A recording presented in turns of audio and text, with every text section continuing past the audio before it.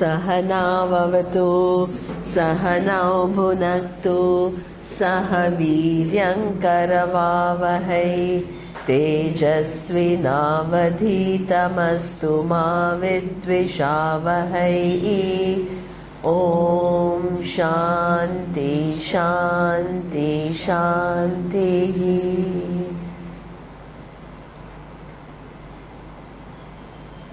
ॐ भद्रं कर्णेभिः शृणुयाम देवाः भद्रं पश्येमाक्षभिर्यजत्राः स्थिरैरङ्गैः सुष्ठुवागुंसस्तनूभिः व्यशेम देवहितं यदायुः स्वस्ति न इन्द्रो वृद्धश्रवाः स्वस्ति नः पूषा विश्ववेदाः स्वस्ति नस्तार्क्ष्यो अरिष्टनेमिः स्वस्ति no बृहस्पतिर्दधातु।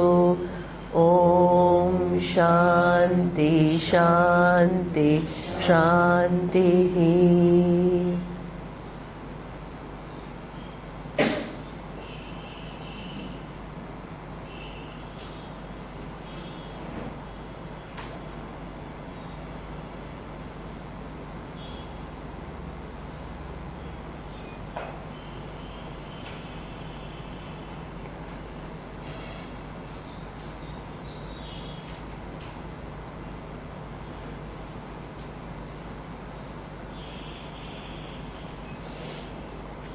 Okay.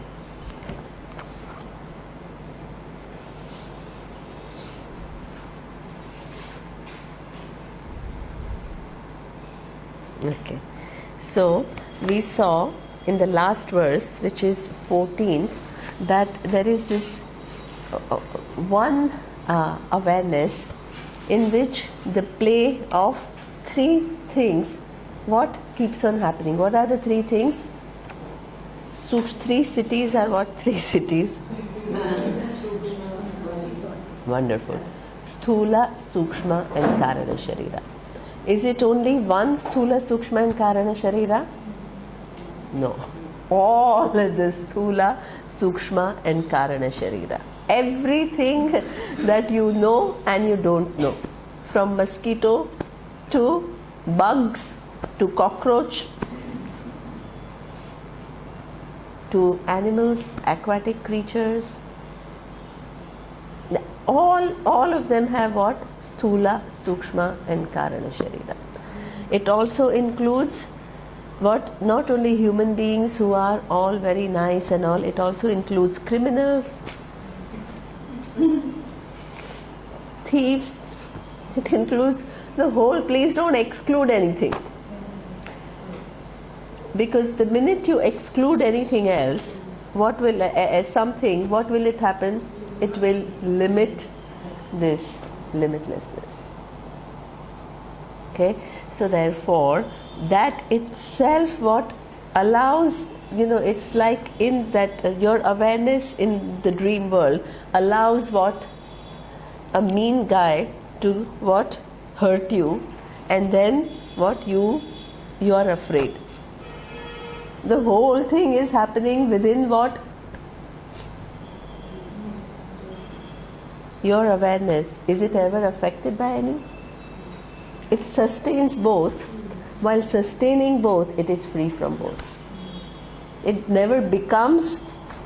Otherwise, what will happen? That awareness will have all kinds of attributes. It allows a nice person like you to exist. It also allows some mean person to exist and have an interaction within that and makes you feel miserable. It allows everything, the whole show to go on.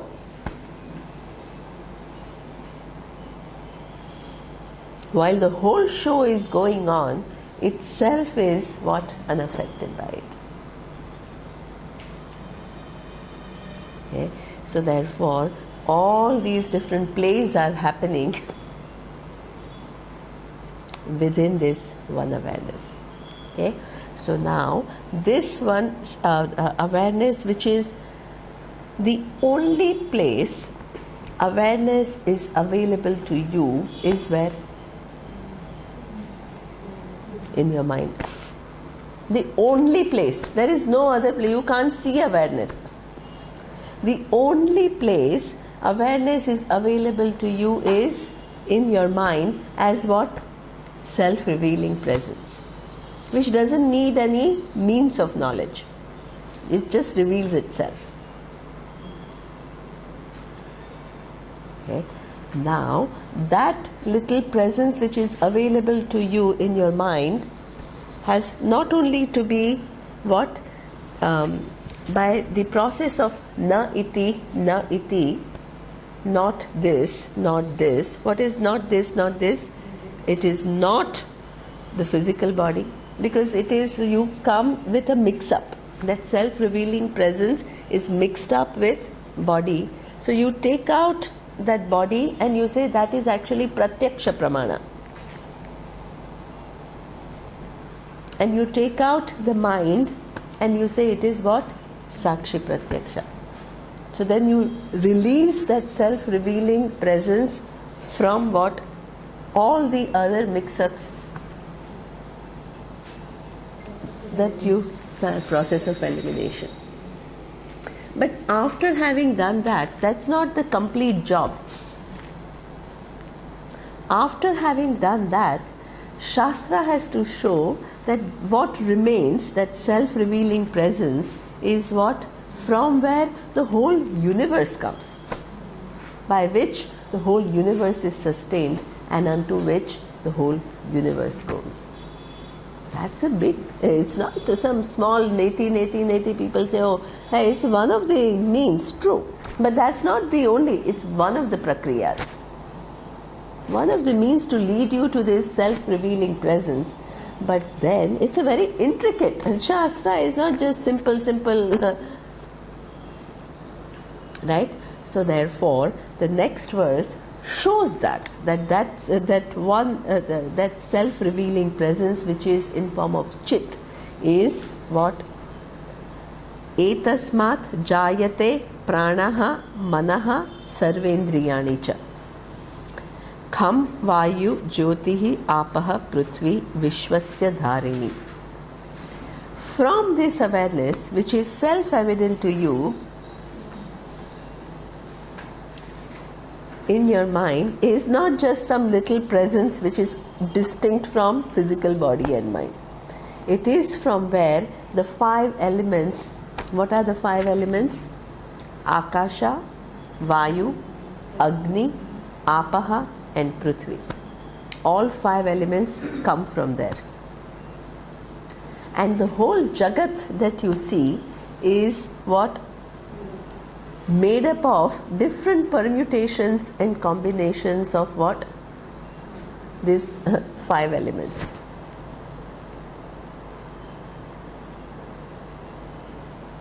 Okay, so therefore the whole Jagat that you see, all these varied names and forms can be collapsed into 5 elements.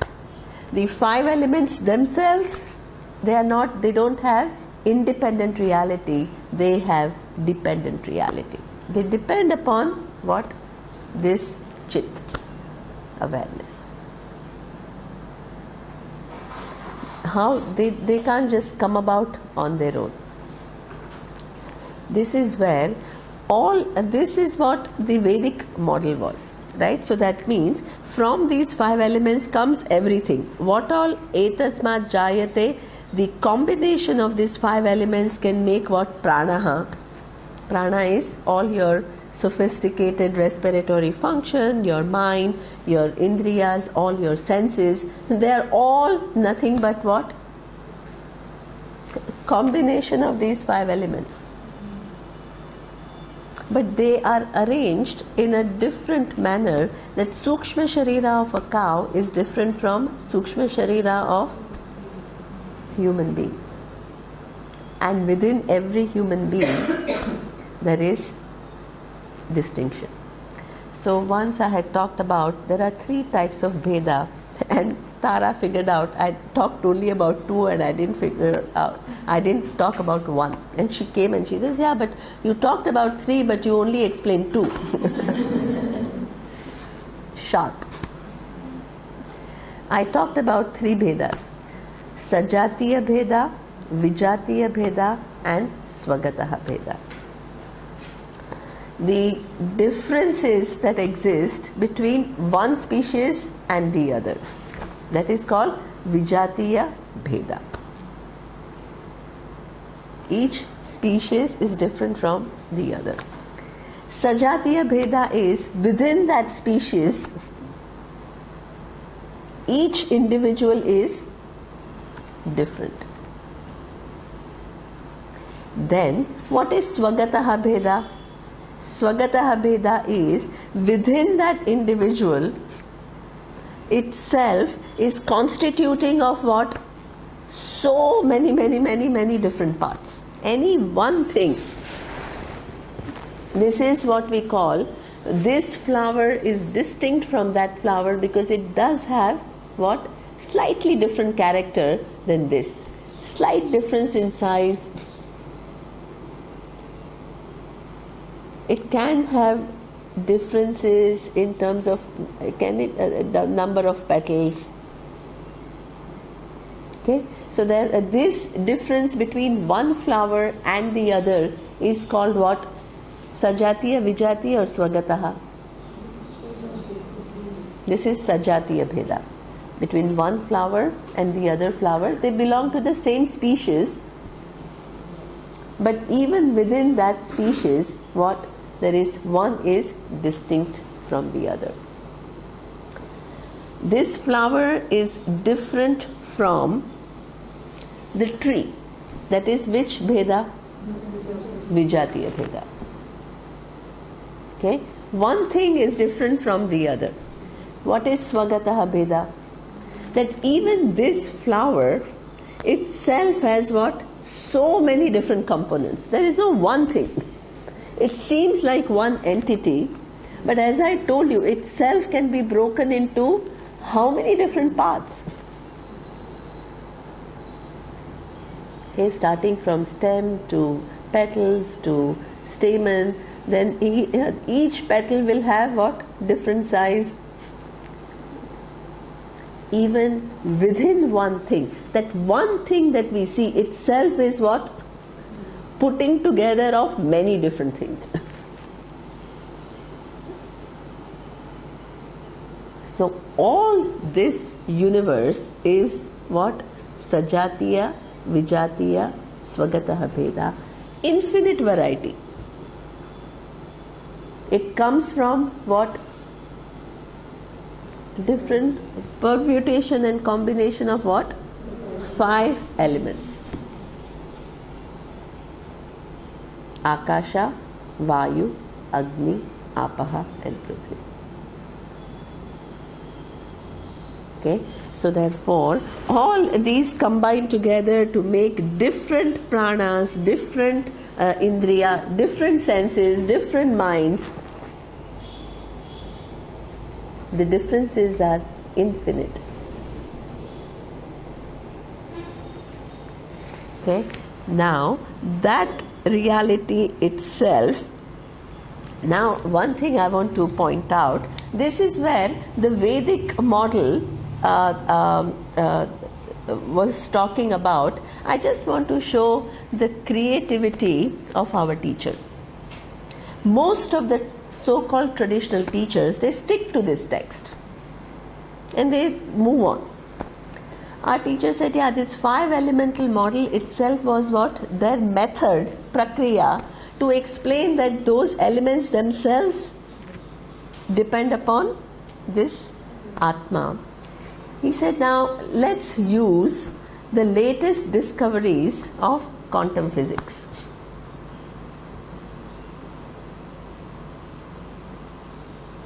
Because they actually help you to see what? It makes that model little more sophisticated. Because you understand that water itself is what? Atoms. Atoms are nothing but particles. Particles are nothing but quarks. So what does it do? It collapses. So that means it is quantum physics is helping or not? It is helping. It is helping Vedanta.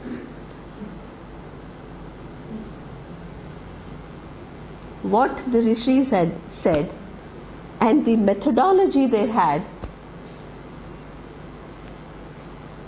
can be what? It's not like, yeah, because this methodology is there, you only use this and you don't use anything else. By doing that, you're doing two things, which are very important things. One is you are making this model what? A little bit more what? Sophisticated by incorporating what? The latest discoveries. The second thing that you are doing is a very important thing. What you are doing is showing the abhadhitatvam of pramana. What is abhadhitatvam? If what Vedanta says is right, no reasoning can contradict it. So the most sophisticated reasoning of science cannot contradict what Vedanta says. So you draw from all that. You draw from all this knowledge. This is what we call creativity. This is where there is a huge difference between a person who's just sticking to this whatever and just like narrowly looking into it, and a person who can who's understood the whole thing and uses one's creativity to communicate.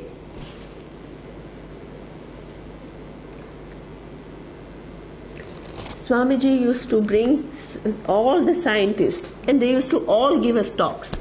Neuroscientists, quantum physicists. The genetics is changing at the moment. Absolutely. They don't think, the scientists see that it's not that our body is run by the genes. There is something what runs the genes, but it's a totally paradigm shift. Absolutely. This is what makes him a master teacher. Master teacher. Way beyond just this bookish, just stick to this, the tradition. And there are people who said, Swamiji is just going away from Shastra. They don't understand anything.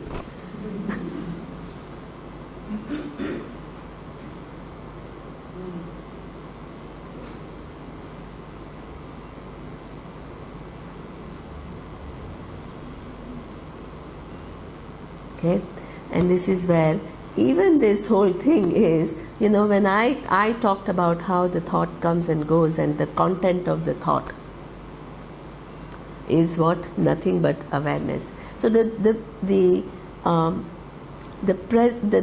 nature of thought itself being dependent reality. Also, Surya can use. Yesterday he used this whole very sophisticated thing of a brain, all his knowledge of some cortex centers and I don't know what, and to show that everything is all dependent on the other. So many things happen, the electrical things happen, the chemicals get involved, the neurons start moving for you to have one thought. That thought has dependent reality. You can use neuroscientists to show that. It further strengthens.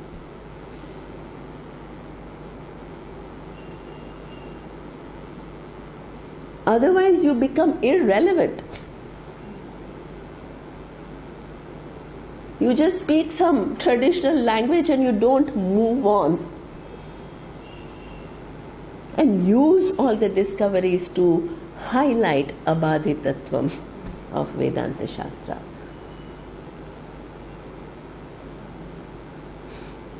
Non-negatable. That's why we are all products, all these methodologies. Somebody can say, yeah, show me in Adi Shankara Bhashyam, where is this analysis? This analysis is not there. He used the analysis from what standpoint? The discoveries which were available at that given point in time. But you can't just stick to that. That is what it becomes static.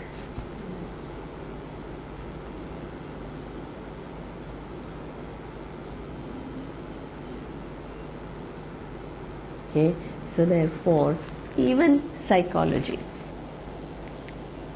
the whole thing of, this, that there are sentences in the Shastra which uses a vocabulary, like I think Sheila ji was saying yesterday.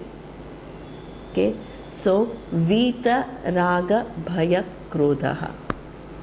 Literally it means what? Somebody from whom, what? Krodha, anger, Raga, Bhaya, fear, has totally gone away. Swamiji makes a distinction. Atma is what? Free. But does it mean that the mind is not going to feel certain amount of emotions at a corresponding time? No. In fact, those signals are very necessary. Imagine you are now, yesterday she said that there is what? There are all snakes all around. Imagine at night if you saw the snake and you want to shut off your center of fear. You will walk what? Right into the snake and he'll have a nice bite. That situation calls for what? That's an instinct. Fear. Fear will give you what? Protection. Go away. You can't eliminate. If you become the total elimination of fear, what will you happen? You'll become like a zombie walking around with no emotion, no nothing. Whatever happens, you are like in some daze. There are people who have studied Vedanta like that and they almost are living in some kind of a daze, disconnected with the world, disconnected with reality. Just, everything is false, everything is illusion, everything is mithya. Some kind of a, some kind of a programming which will destroy them. You get hit by a bus. Sorry? Huh? Sorry. You get hit by a bus. They get hit by bus, exactly. But then they are not using the capacity of the intellect to... Absolutely. Absolutely. So all these distinctions he made us see. So that means he says this function of the brain you don't have to interfere with. It's part of your human programming. It's very useful. It makes you a normal human being, a rational human being who is able to interact with the world intelligently. Then, one second. What is this fear that you are wanting to eliminate? There is one which is what he said, psychological fear. There is one thing which is your instinctual fear, which is a very healthy function. But there are at times situations where something which has not yet happened and you don't even know if it is going to happen or not, but you start what? Thinking about it. And then start thinking that it has already happened, and then what? You have fear. That is what we call pratibhasika. Pratibhasika means what? Your whole big picture that you have created, that you need to take care of. That you can't just say, oh yeah, let it be. Because that what is something where that leads to suffering. So these kind of nuances you don't see anywhere in Shastra. He made us see all of that. genius.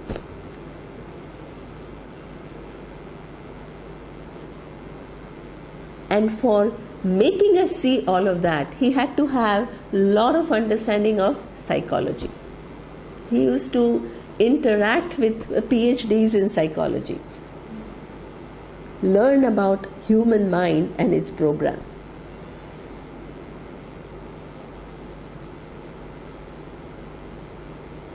And that program is what part of Ishvara's design. You can't totally eliminate and rewrite. You only have to work within that program.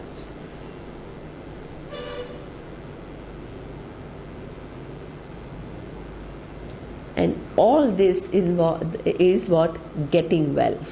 All these nuances you have to capture to live your life intelligently and not be some zombie walking around disconnected with the world.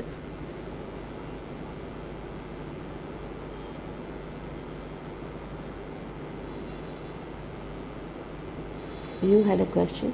I said that zombie also then is actually not using his faculties to understand it properly. Absolutely. Okay, so therefore, all this is what we call creativity. All the knowledge that is available, what? Use it to strengthen what Shastra is talking about. That's what makes him way different from any other teacher that exists. Way different. You can't compare. Others are all bookish. Just stick to something.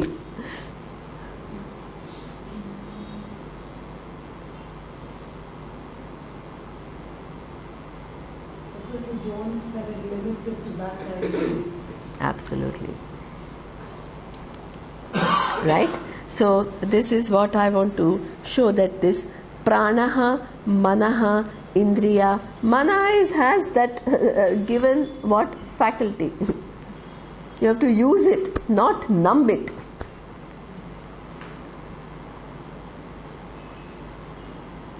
Use it wisely. Okay, so all these are your endowments.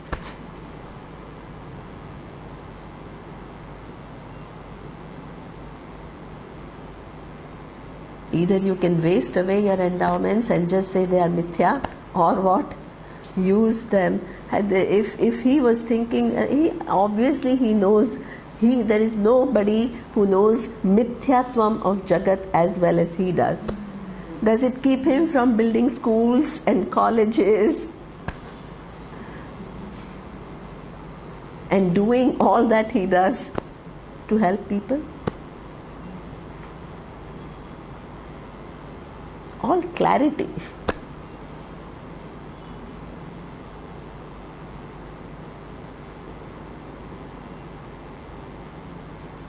Okay, so therefore, all this Vedanta to understand properly requires a lot of refinement, lot of understanding of nuances.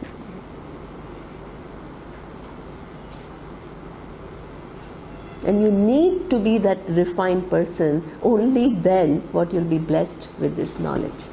Otherwise, you can be talking about it, but you yourself don't know what exactly it is.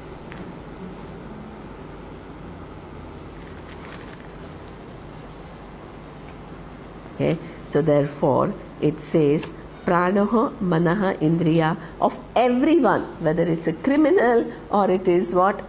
Anybody else, the whole show is going on within this what? Awareness. Okay, so that he says Yat Param, verse 16, Brahma Sarvatma Vishwasya Ayatanam Mahat Sukshmat Sukshmataram Nityam Sa Tvam Eva Tat. Okay, so that means that which sustains everything, the whole show of Jagat, within which there are all different kinds of characters. Okay, that is what? The one Atma, that self-revealing presence, And that self-revealing presence is not only particular to you. It is what? It is all pervasive. Sarvatma. It is Atma of everyone. The physical bodies are many, subtle bodies are many, causal bodies are many, but Atma is what? Only one. Now, this Atma is only one. People wait for the experience of only one.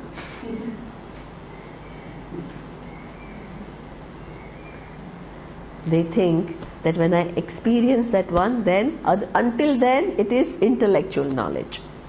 Once I experience one, then it becomes what? Real knowledge.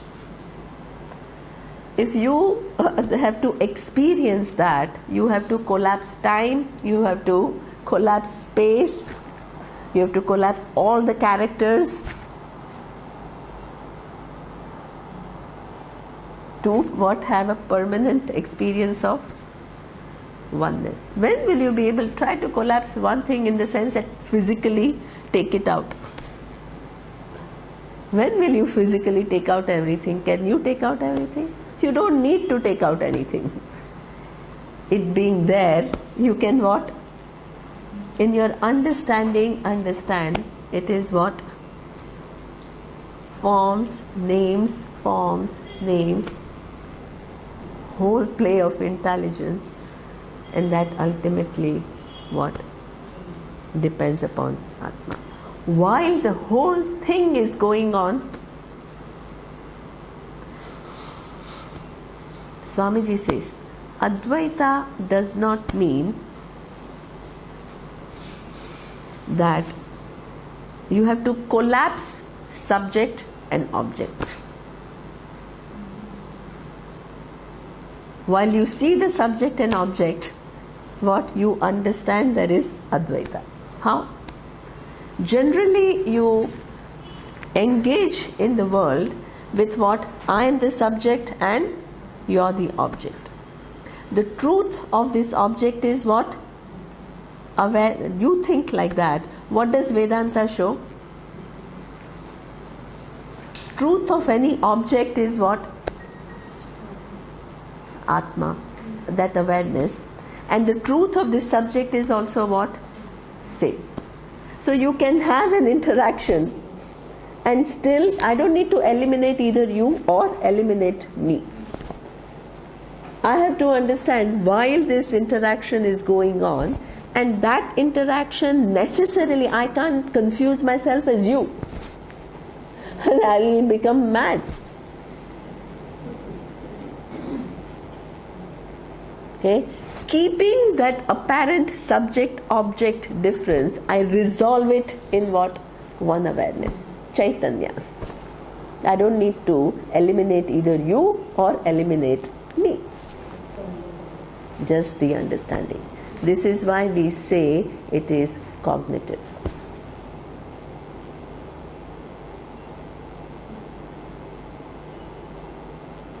This cognitive, that is a huge contribution, because otherwise it becomes a mystical tradition.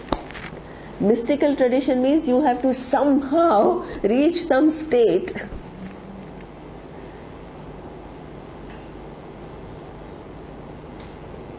where there is only one. It never happens.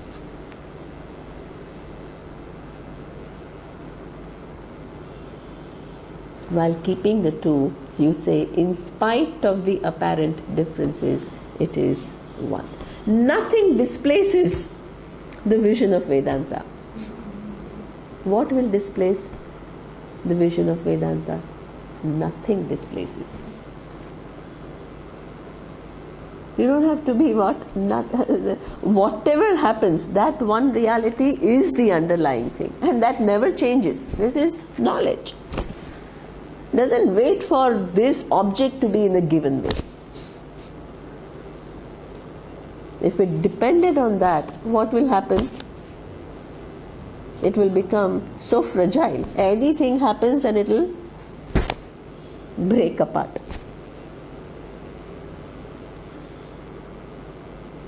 Okay, so therefore this whole phenomena is explained by what we call, there are two technical terms that you must understand. One is what we call sopadika adhyasa, and the second one is nirupadika adhyasa. When we make a mistake, adhyasa is mistake or some wrong understanding, superimposition. There are two types of things which happen in nirupadika adhyasa. So in this case, let's take the example of rope and snake. I am taking rope for a snake. Now if somebody throws light and makes me see that it is not snake and it is rope, the perception of snake which I had before, will it go away or not go away? It will go away completely. This is what we call nirupadika adhyasa. After you correct the perception, correct the understanding, the perception will change. The perception earlier was that of rope, now it will become what? That of perception of a snake, now it will become rope, in keeping with what is. Okay? But there is another type of adhyasa which is what we call sopadika adhyasa. Sopadika adhyasa is different. We have a perception of flat earth.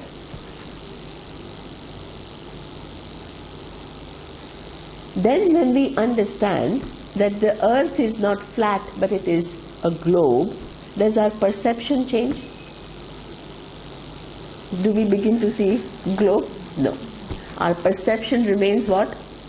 Exactly as before. What has happened? The understanding has taken place. In spite of the perception, what? I only negate my conclusion. I don't need to alter what I see. There is no alteration. As long as you think Vedanta is some kind of an alteration, you will be waiting for rest of your life and lifetimes. The Vedanta is sopadika adhyasa. Even when you correct the error, it's not that what the world will, you look at the same world, nothing will change. What will change is what? Your conclusion.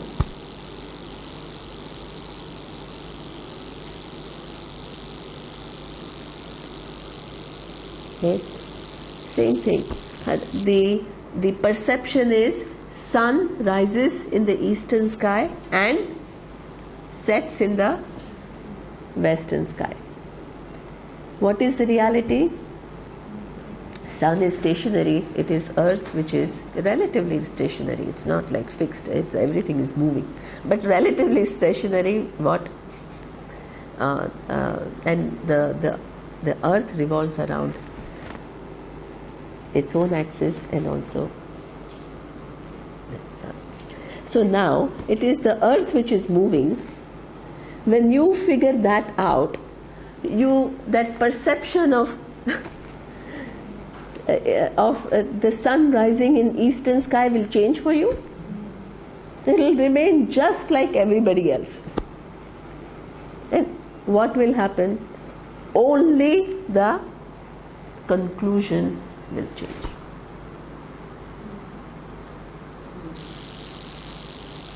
So, this is important, when is this nirupadika adhyasa, in what condition? How do you know in which case there will be a change in perception and in which case there will not be change in perception? When is it going to be Nirupadika and when is it going to be Saupadika? How do you know? There is a rule. The rule is whenever there is Pratibhasika error, that means your subjective perception, and then when you correct it, what will happen? Your perception will change. So that means the snake was your creation. It was what? Not there. So therefore, when you correct that error, what will happen? Your perception has to change. Why? Because it is not in keeping with what is there. It is Pratibhasika.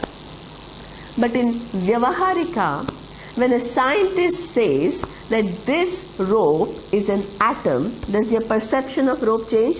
No. It is Vyavaharika. It is empirically true. This is what we call genius of Ishvara. You can't displace that. Wherever there is Ishvara Srishti, you can't change it. It's not that the scientist who knows very well that this is a rope, that the rope is nothing but atoms, he doesn't see the rope. Everybody sees the rope. Because it's what? Not your personal creation, it is what? Ishvara Srishti. It is Vyavaharika. Every time, whatever is Vyavaharika, when there is a mistake and you correct that mistake, what will happen? Your perception will not change.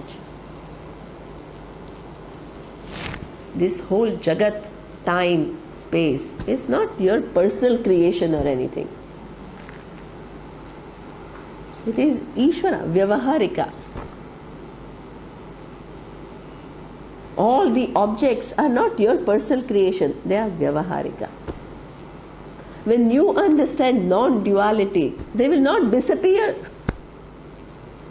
They will remain exactly as they are. But in spite of their presence, you will understand what? All that is here is one.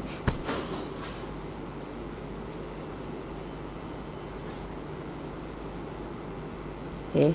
So that means this is that if you don't make the distinction between what, that every time that there is Vyavaharika, it's not just one time, every time that it is Ishvara Srishti, you can't change.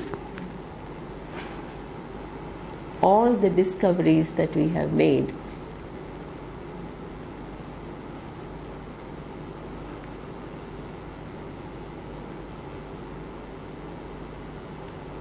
what? We have seen something way beyond perception. When we have seen something way beyond perception by using our reasoning and negated our perception in terms of our understanding,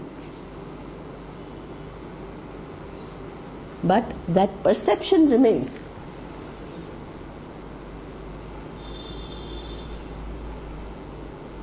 Okay? So therefore, this whole Vedanta Shastra, don't expect that if you were to understand Vedanta Shastra, anything will change physically. Everything will remain exactly as before. What will change? Your conclusion. You will be free. You will be free because, why would you be free? Because you're not stuck in it. Excellent. Absolutely. You're not stuck. What have you taken care of is what? The perception gave you a conclusion. That conclusion you have corrected. That will give you freedom.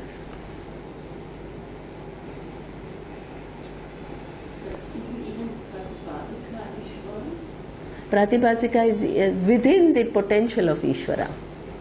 It's a given potential, right? But you have to come from, so as I told you, you can't just take it at the same level. All exists within the possibility of Ishvara. But there is where one, you are adding some more. This is what your own addition. But finally, it's Ishvara's addition, which through my mind. Of course, nothing happens outside Ishvara, but you need to take care of that, right? So let's say that somebody says something to you, what that person, that sentence that the person says is what? Vyavaharika. It's empirically true. But 5 different people will take it differently. So that means, in addition to that sentence, there is what? Little bit of an addition. That is what we call pratibhasika. Nothing can happen outside Ishvara. But what is important is that you have to understand, because if you are mixed up between the 2 orders of mithya, that's why in order for Vedanta to work, you need to take care of your pratibhasika. As I showed through the example, if Vedanta is making you see the truth of the rope, and if your mind is in the snake and the fear of the snake, there is no match between where you are operating from and what Vedanta is talking. In order for Vedanta to work for you, what do you need to do? You first need to eliminate what? Your understanding of a snake and the fears that are coming out of snake, and then you're ready for what? Going one step further. Rope, you have to come from snake to rope, and then rope to the truth. This is the order, you can't avoid it. You can't jump from snake to that. Ultimately, everything resolves in one, but in order for you to get it, you have to understand it. The buddhi has to understand. As long as the buddhi is projecting things, the words of Vedanta, you will create your own meanings. You will never get exactly what is meant. You need to, that is the whole thing, which is what we call preparation.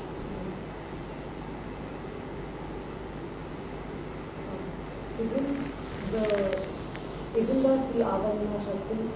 This is. So it is within Ishvara, but it is still, it is incarnate, it's in that ignorance. Yeah.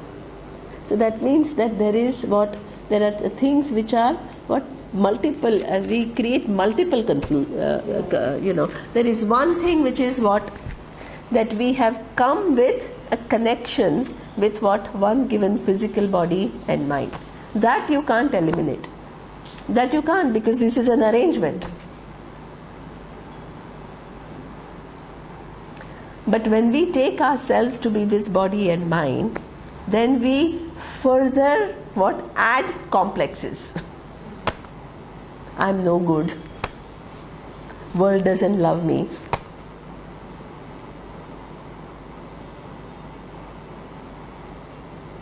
I'm a victim. I'm angry. All this is what? Vyavaharika or Pratibhasika? Your own stories. And each one has what? Unique story. There is one thing which is what? The apparent. This is given.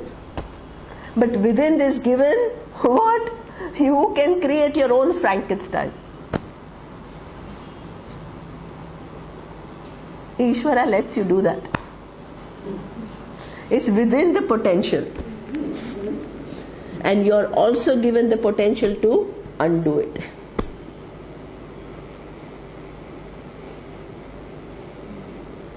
Whole Ishvara, please understand, nothing is outside Ishvara, it's all within possibilities. The whole Ishvara is in form of all the possibilities and potentialities. But to live intelligently doesn't mean that, yeah, whether I kill somebody or I help somebody, it's all within Ishvara. True. Of course, nothing is outside Ishvara. But at the same time, there are differences in these two actions. You can't just use, this is the problem with Vedanta. People they lose their rationality.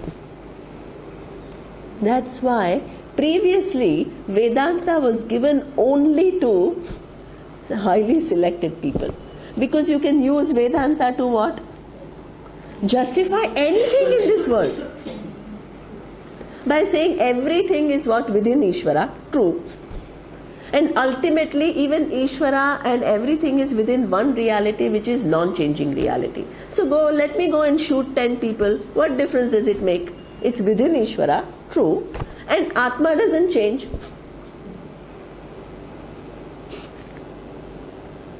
Dangerous. That's why Ishvara's design is what? You have to move from adharma to dharma. When you move from adharma, you can't transgress. This is what we call, you need Ishvara's grace. You have to move there, otherwise this knowledge will continue to elude you. From adharma to dharma. Then you go what? Beyond dharma and adharma. But you can't bypass the sequence.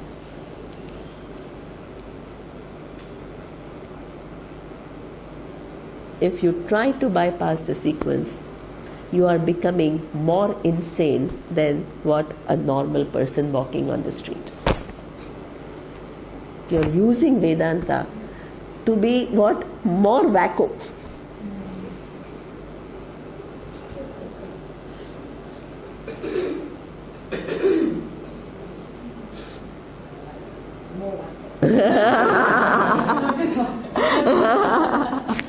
As politicians don't come for Vedanta, they can go into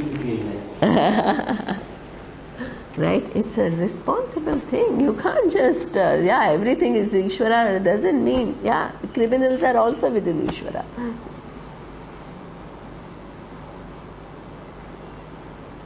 It's in form of possibilities. This is where what?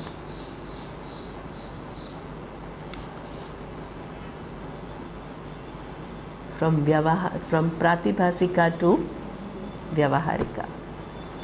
When you are more or less in touch with vyavaharika, you are ready for paramarthika, the absolute reality. This is Ishvara's order. You can't bypass that order. If you want to know, you have to follow that.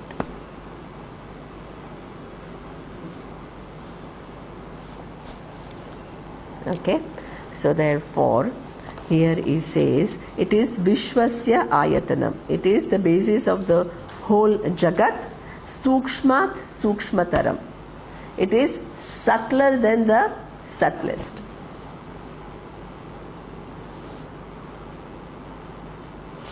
So that means, is it something which is a substance which is subtler than the subtlest? No. All the different levels of subtle things happen within it. Itself is what? There is no size. This is why Upanishads use this thing. It is subtle and at the same time gross. Why? Because it sustains both and is free from both. Every size, from the biggest whatever star to the smallest what? Amoeba. Everything depends upon what? This Atma. Does Atma have a size? If it has size, it will become what? An object within time and space. Limited.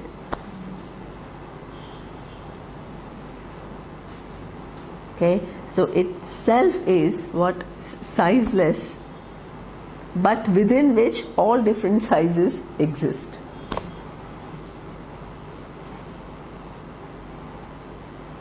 Okay, and Gnatva, knowing this, what happens? Somebody says, yeah, so what difference does it make to my life? if I know this Atma as all pervasive, I still have to go to work tomorrow. I still have to deal with my wife and my kids and my mother-in-law, and what difference does it make? I feel, oh, I've come to Manjukudi and I've understood Atma. The grind from tomorrow onwards, you're all going tomorrow. Okay? Anything is going to change when you go there. The same characters who bug you or they irritate you, they'll all be there. So what difference does it make? Huge. Wonderful. Wonderful. I'm so happy. What difference is it now? You have to answer. And why? Why? Yeah. Because you start playing. You're dancing. Wonderful. You start playing, you're dancing, and you're doing it so well. Because you act out of freedom. What was your vision before? I am limited. I am inadequate. I lack. And my whole engagement with the world is what? To fill this lack. And it never, not only it never gets filled, I end up feeling more inadequate. More lack. Vedanta brings what topsy-turvy. What it makes me see? I am full. I don't need anything. That is a reality. The freedom that I am. And that free self is as though connected with what? This little body and mind. Wonderful. It enables me to play. Engage in the universe. Not what? Wanting that universe to fill the lack in me. I engage in the world with freedom and become a contributor. More than that, it makes problems opportunities. Absolutely. Every opportunities. Right? So that means there is this, in that I act out, and when I act out, do I need to be detached from the world? Not at all. Imagine the actor and the beggar. Now the actor, while playing the role of a beggar, knows very well that I am not the beggar, if the actor is sane. Right? Now, because the actor knows I am not the beggar, when the actor plays the role of a beggar, will he do a kind of a half-baked job? Nobody will see the movie. You need to play the role of a beggar. You need to do it well. You need to move people. So the onlooker will say, oh my God, they have to invoke emotions in you. Then you are a good actor. People have to feel pity for you. You have to have some tears rolling down. You have to, and then you get Oscar award. After the play, you go for a 10,000 rupee dinner. Exactly. And then you go and celebrate. Right? You celebrate. The whole life becomes celebration. You do what you have to do. Engage. It's not like because you know this is it that you have to do it half-heartedly.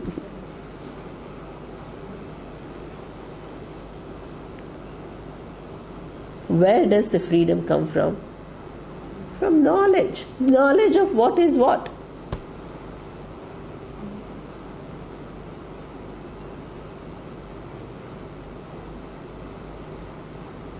The freedom comes from the only place where freedom is what the actor understands that I am independent of beggar.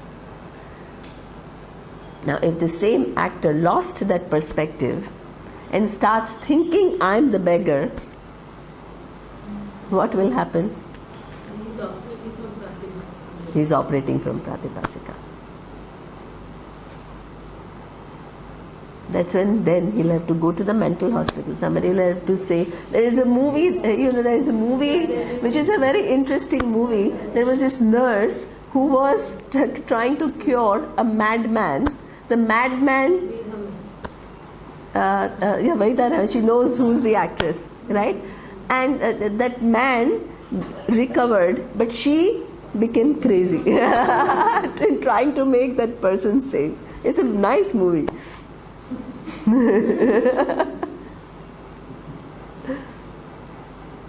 Right? So therefore, when you, and this is the lot of all of us. We've lost perspective between what? The different roles that we play with this given body, mind and sense complex, and who we really are.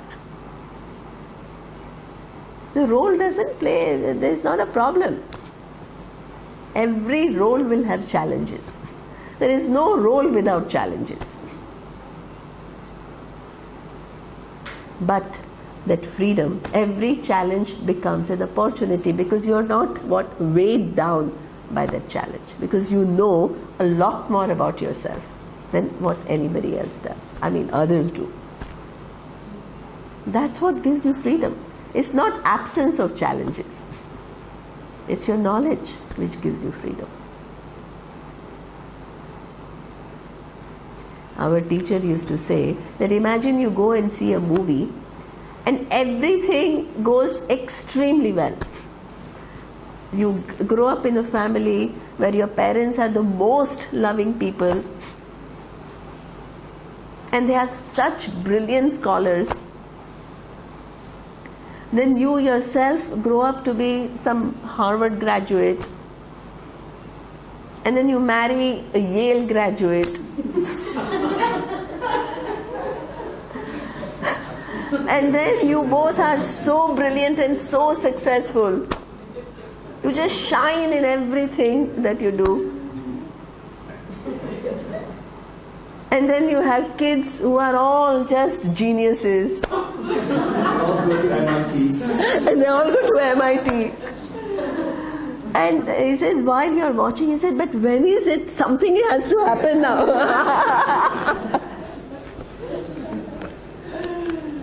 You're waiting for some drama. He says, if there is no drama and everything is wonderful and all, he says, that movie will be a flop. Drama and everything. She said, while writing a book, if my pages were full of just joy, nobody will buy the book. They look for drama. Yeah, when you learn how to write novels, you learn how to even create bigger dramas and make it more complicated for the main characters. So they have to solve the problems. Absolutely. That's our whole thing of a hero. Who is a hero? Not the person who is like has no challenges whatsoever. Who is the hero? All kinds of challenges will come, and he's able to overcome challenges. Fun. Life becomes fun. Why should the movie be made?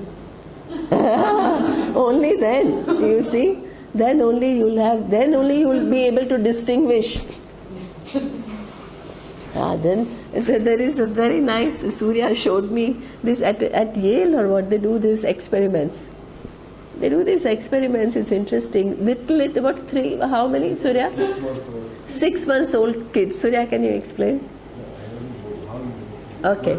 Now just that very...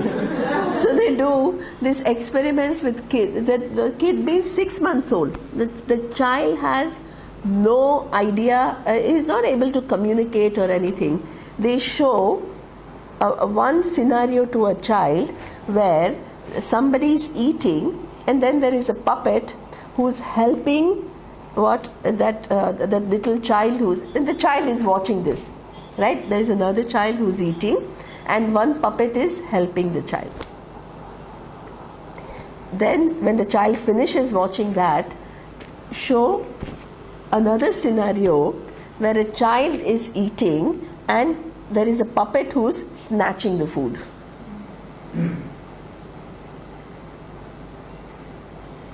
then where is going to be this child's preference? The child is unable to talk. Child is not able to say, this is what I prefer, this is what I don't prefer, because it's only 6 months old. The way they see it as, what does the child, then it happens simultaneously. Where do you think the child looks more? When it's being snatched. Sorry? When it's being snatched. No. Where do you think the child will look? Will obviously look at the thing where they are friends. That is what your natural program. Everything else is what? Distortion. Your natural orientation is what? You need to be given opposite. Without opposite, you will not know the value of that thing. Okay? Child will look at what? A benevolent scenario a lot more. Because this is what? The natural program of human mind. At 6 months.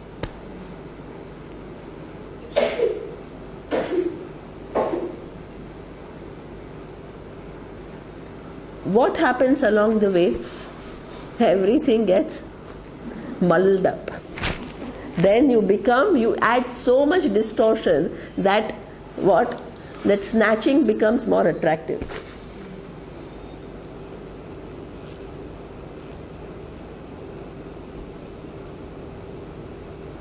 Natural program. All within Ishvara. Okay? So therefore you need everything. You can't have only, all these young enthusiastic people, why can't everything be good? Why Ishvara has to include all of this? Only then it's fun. You have to figure it all out. You can have. Excellent. As Namrata says, Dvandva is necessary. Dvandva is what? You have cold and you have hot.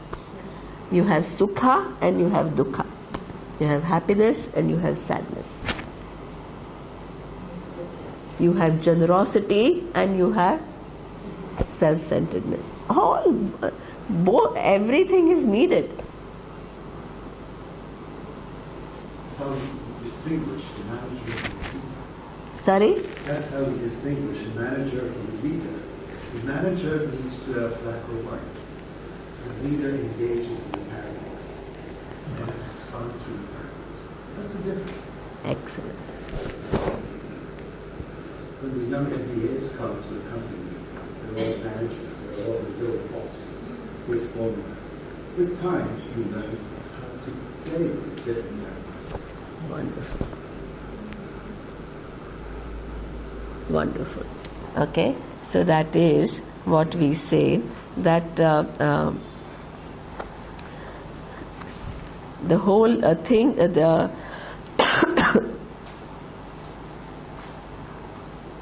it is self of all, Sarvatma, and that Sarvatma includes what? The whole range it includes. Okay, it is Vishwasya Ayatanam. It is what? From which the whole universe comes, by which the whole universe is sustained, and unto which the whole universe goes. Okay? And it is Nityam. It is something which is not within time. Nityam means what? Not within time, but truth of time. Being the truth of time, it is not subject to time. And that reality is, you're reminded again, it's you. Shastra is not talking about some abstract Brahman or anything out there and you have to connect to that Brahman. It is you. That self-revealing presence. Okay? Now, Jagat Swapnasu Sushuptadi Prapancha Yat Prakashate Tat Brahma Aham Iti Natva Sarva Bandaihi Pramuchyate. So it says, I am that Brahman which illumines the realms of waking, dream and deep sleep. Knowing thus, one is released from all bondage. So here we are, waking stands for all the Sthula Prapancha. Sthula Prapancha means all the physical universe. Then dream is where what there is only subtle. So that means it also represents what? Entire. It's not just your waking, your own, not the truth of only what? Your physical body. All physical bodies. You are not only truth of your subtle body, you are truth of what? All subtle bodies. You are not only truth of your causal body, it is what? All causal bodies. Okay? Once you know that, then you are released from bondage. What do they mean by deep sleep? Sorry? Yeah, deep sleep is the causal. And dream stands for subtle. Because in the dream state, you are not given connection with the physical body. So imagine that if you have fever in waking, right, when you go to sleep or when you are dreaming, you can be what? Dancing. Because the condition of the physical body is something which is what?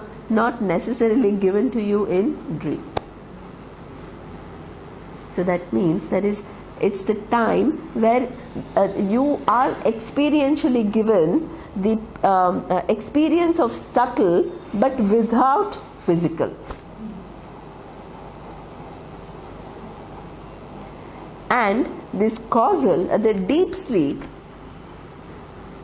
in deep sleep, both what? Physical, you are no longer connected with what? Your physical body, and you are also not connected with what? Your subtle. The only thing which is there is what? Causal. Because the causal is there, next morning you wake up, and what happens? You are again starting. So these are the three experiences. In waking, you have all three. Physical, subtle and causal is there. In dream, you have what? Subtle and causal. And in deep sleep, only causal.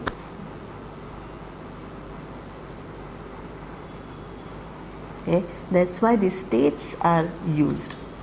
Because in those states, you are given what? Every experience that you are given is serving as a clue for you to figure out this whole puzzle of universe. You have these games, no? They are called what games? The treasure hunt or whatever, where you go, then you get clue, and then you go there, and then you go there. These are all clues, right? You are given every clue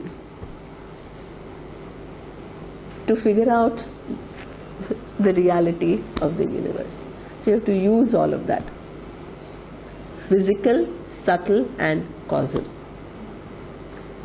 Three combined together, then one in dream, physical is gone, subtle and causal. Deep sleep, only causal.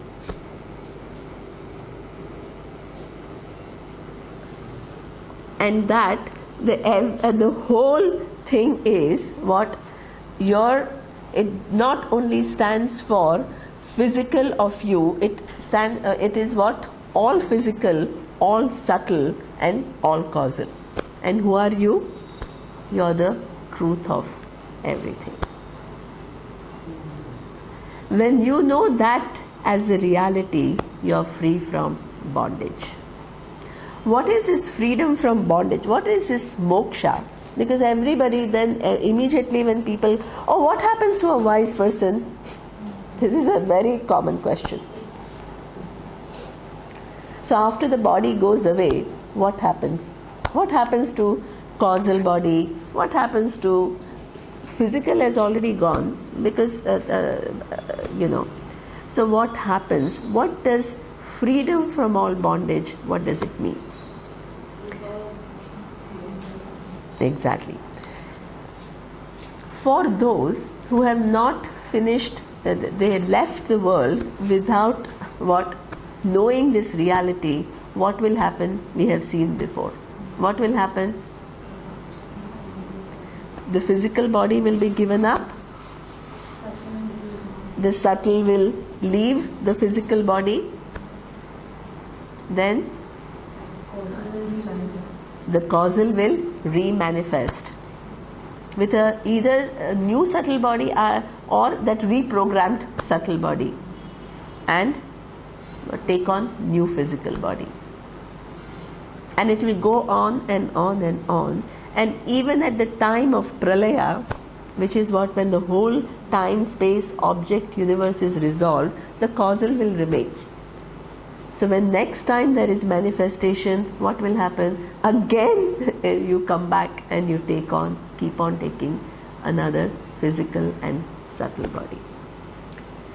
If in this lifetime you have figured out that I am not any of this, I am Sat Chit Ananda Atma, what will happen to this wise person?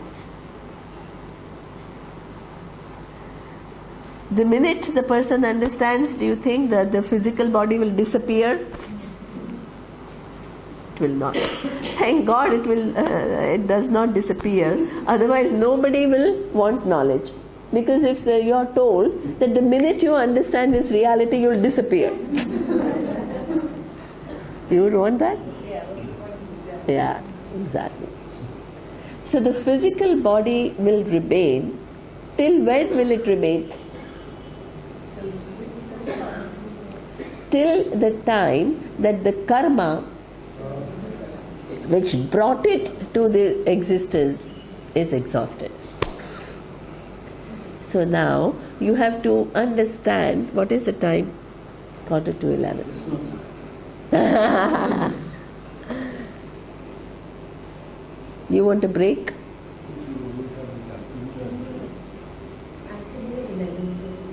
Or we can go on till 11? Okay. Since Namra, if you don't mind, those of you are tired, you are free to go. But since Namrata is leaving at 11, I will continue. So we have 15 more minutes. Okay. So karma are what we call of three types. What we call this whole causal, the causal is what? Everything that what is not yet, that the unexperienced result of all the different actions that you have done in this life, past life, everything which is not yet experienced by you, waiting to be experienced. This whole account is what we call Sanchita Karma. Chit means collected, but Samyak means well collected. What does well collected mean? That there is so much refinement. Two people can have done two wrong actions, but whether somebody has done it intentionally and the other person has done unintentionally, both are going to have the same result? No. All the nuances are incorporated to give you exactly the result that you deserve. Nothing goes outside what noticing of Ishvara is all knowledge. It's all everywhere. Well collected.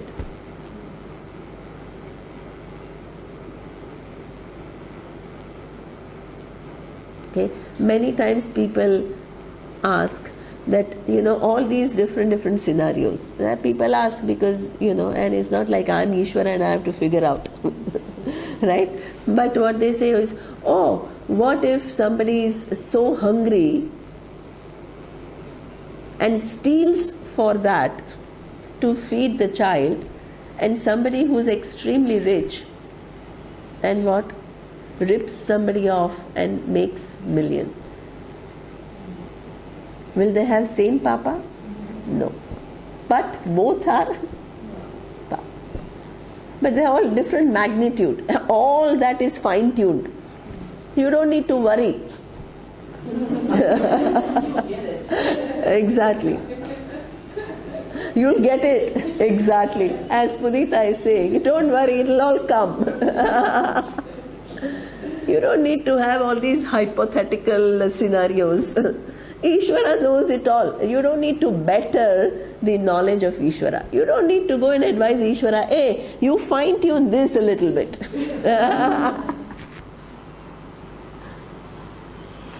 Don't try to improve Ishvara, as though you understand more. All fine-tuned already. Intelligence, not mechanical. That's why these laws of dharma and karma are not just some mechanical laws. They are manifestation of Sarvajnaha Ishvara, all knowledge. Samyak Chitaha, well collected, exactly as you deserve. Nothing more, nothing less. Okay, now all of those collected karmas of infinite births, can they all be experienced in this 80-100 years? No. So that means out of this total pool, a given set has to manifest within this lifetime and give you experiences. What are those karma? So that means the other ones remain unmanifest in causal. A given set gives you what? Physical body and subtle body, through which you can go through that particular set of karma. That is what we call prarabdha karma. What is prarabdha karma? It has prakarshena arabdha. It is what? Started giving what? The result.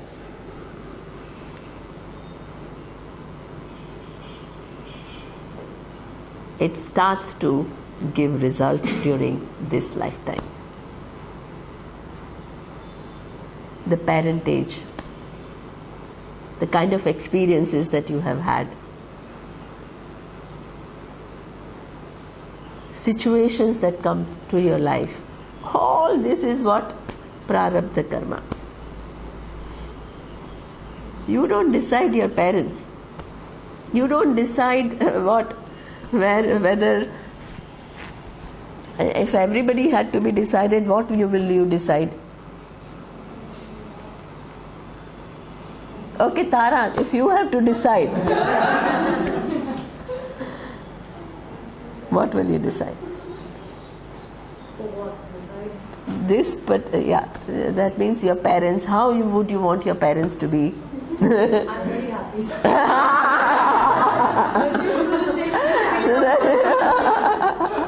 She doesn't want anything to be different. Wow. She has understood Ishvara. She's very smart as a mother. Life's so proud. Right? You don't decide, it comes. But when the situations arise, how you respond, you don't just are observer, what you are also what? Participant. So while the prarabdha karma is getting exhausted, all your prarabdha karma gets exhausted on the first day of birth? No. It slowly. This is where we see Maya. Among all the prarabdha karma which is in your causal body, it is blocked. Avarana. And what comes into manifestation is what? Only one group of karma. That is prarabdha. But even prarabdha on the first day, not what? All the prarabdhas come into manifestation. Others are blocked, and in one day that given set of prarabdha will manifest. That's why nobody knows what will be tomorrow life. Because you don't know all your prarabdha karma. Every day you get to know one bit. What is prarabdha for tomorrow is blocked now. When tomorrow comes, it will become suspense. This is why people run to astrologers. Because they want to figure out what is to come.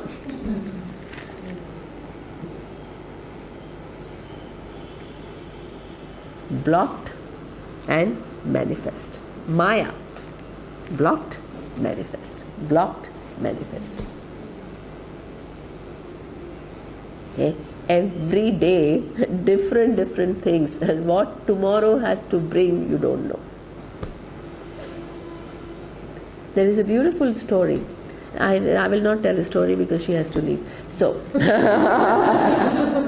so this is what we call prarabdha karma. Then you have, while the situations arise, you act. When you act, what happens? You accumulate new karma. So whatever you accumulate during this lifetime is called agami karma.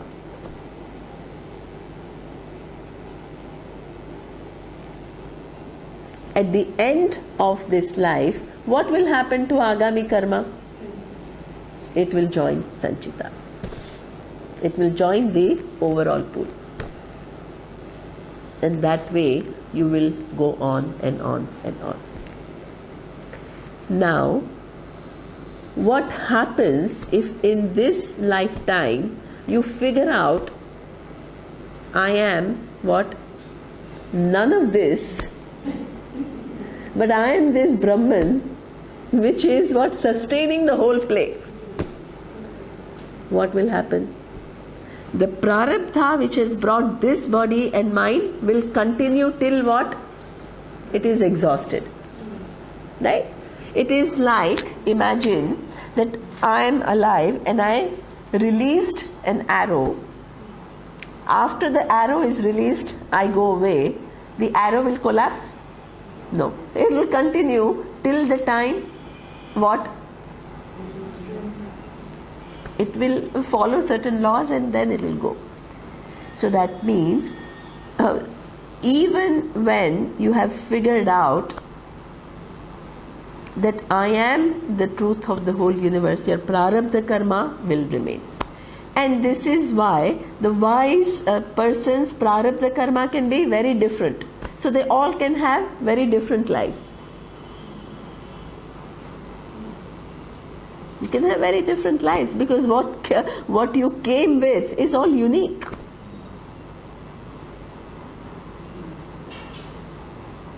Somebody was born in a big metropolis. Somebody could be what? In a small village. Somebody PhD. Somebody what? Not just a school person and still can figure out. All different prarabdha karma. And the person has to live it out. What happens to sanchita karma? The whole account that is what? Yet to manifest. It's resolved. The whole account which is yet to manifest, it is there till the time that what? This knowledge takes place. The minute this knowledge takes place, this whole big account, which is what? Continuously giving you births, that is all closed. One account closed. Why is the account closed? There is no individual left. It's figured out. Right? So sanchita karma, all gone. What happens to agami karma? Agami karma is everything that you have accumulated till the time that you know, while you are living. What happens to that? it also resolves. So only prarabdha karma remains. Now that prarabdha karma, that it remains, is a big blessing. Not only the fact that nobody will, would want to die as soon as you come to know. All these lifetimes were lived with an error. Now you're given few years to live with knowledge. Wonderful. You are able to live with this knowledge and what? And celebrate life with a totally different vision.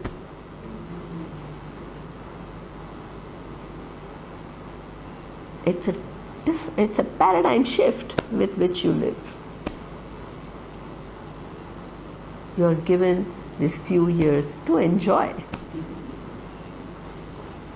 But not only that, Tara reminded me, which is a much more important function, that imagine the minute you understand the person gives up physical body because what? Prarabdha karma is gone. Who will be the teacher?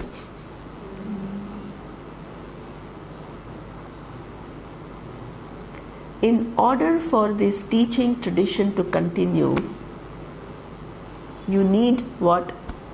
The person to be alive till the prarabdha is over.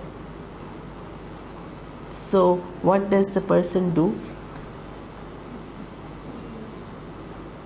Tries to pass it on. Pass on this knowledge.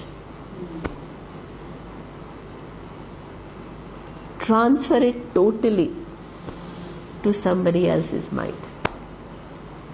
That person in turn will transfer it.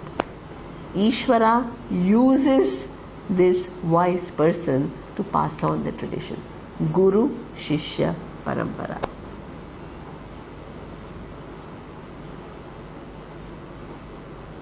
That person becomes what? Medium through which Ishvara communicates to everyone, showing the essential in non-difference between what? You and Ishvara. That's why Jnani is Pujaniya. Our culture gives such an importance to a Jnani, a wise person.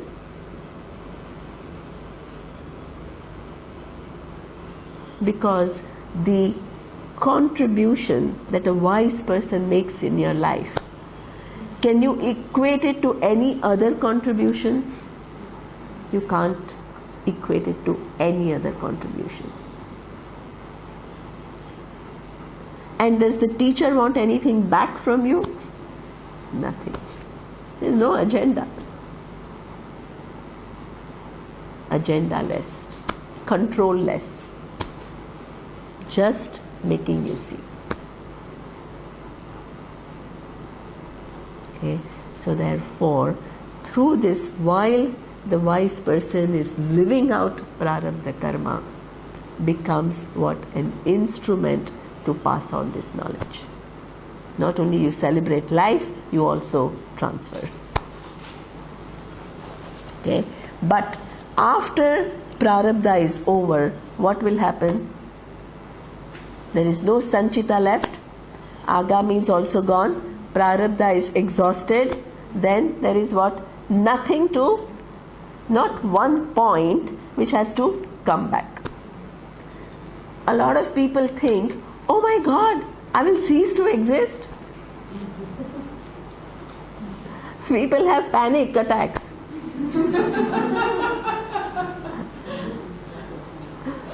I knew one musician, and that musician he loves his music. So that music gives him such high.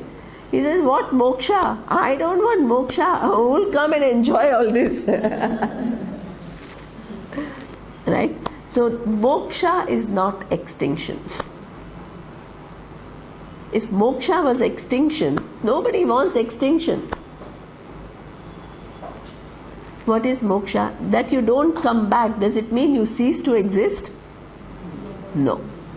You are the only existence,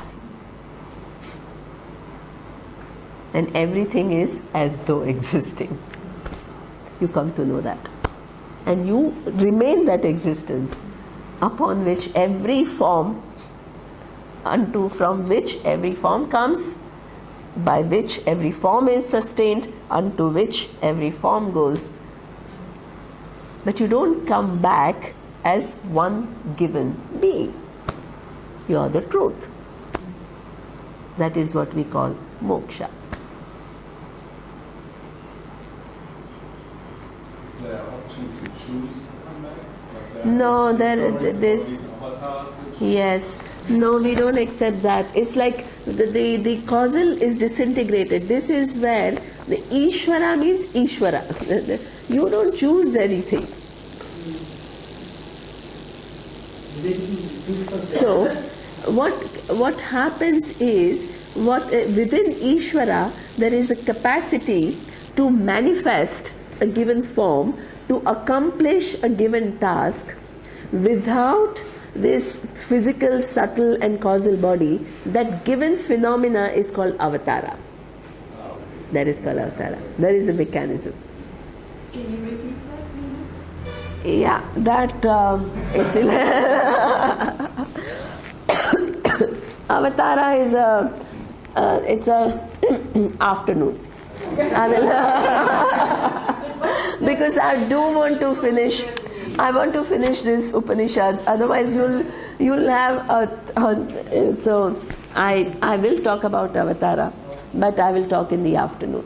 But just this freedom, this wise person is what? Living out this prarabdha karma. After that, there is no coming back as an individual. But that doesn't mean what? There is an extinction. You are the truth. You are indisplaceable truth. Everything else comes and goes within that truth. But there is no individual to want to come back either. Exactly. There is no individual left to come back either. Desire to come back either. Yeah, exactly. No, because the whole game is over. Yes. Okay. So now I will stop this class and we'll continue at 11:30 and I will finish this. Om Purnamadav Purnamidam Purnat Purnamudachyate Purnasya Purnamadaya Purnamevavashishyate. Om Shanti Shanti Shanti. Om Shri Gurubhyo Namaha. Harihi Om.